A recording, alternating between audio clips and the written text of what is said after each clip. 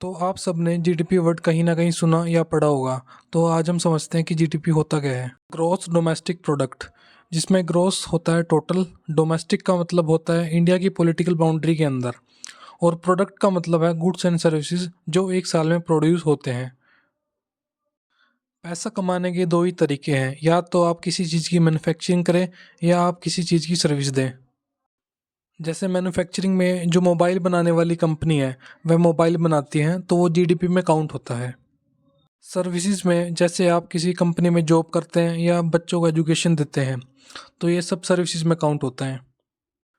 GDP में केवल वही चीज़ें इंक्लूड होती हैं जो इंडिया में बनती हैं। इसमें वो चीज़ें काउंट नहीं होती जो इंडिया के बाहर से इंपोर्ट की जाती है। इसलिए गवर्नमेंट ने मेक इन इंडिया का इनिशिएटिव लिया है।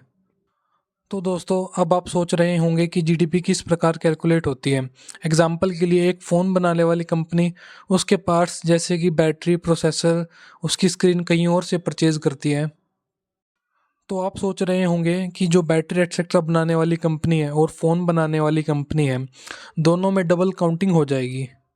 पर यहाँ पर एक कंसेप्ट निकल कर आता है जो कि है इंटरमीडिएट कंजम्पशन और फाइनल कंजम्पशन। इंटरमीडिएट कंजम्पशन का मतलब जो चीज़ किसी दूसरी चीज़ को प्रोड्यूस करने के लिए यूज़ की गई, जैसे कि इस केस में बैटरी। जीडीपी को कैलकुलेट करते हुए इंटरमीडिएट कंजम्पशन को काउंट नहीं किया जाता है। प्रोडक्ट अगर फाइनल कंज्यूमर को सेल किया जाता है तभी वो जीडीपी में काउंट होता है। एक कंट्री के लिए जीडीपी क्या मैटर करती है। देखिए, अगर जीडीपी हर साल ऊपर को जा रही है, इसका मतलब प्रोडक्शन एक कंट्री में ज़्यादा हो रहा है, देश की इकोनॉमी अच्छी है।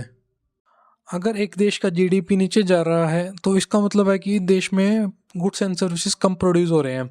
कम प्रोड्यूस होने का मतलब है कम सेलिंग होना, और कम सेलिंग होने का मतलब है बिजनेसेस का कम प्रॉफिट कमाना तथा परचेजिंग पावर कम हो जाना।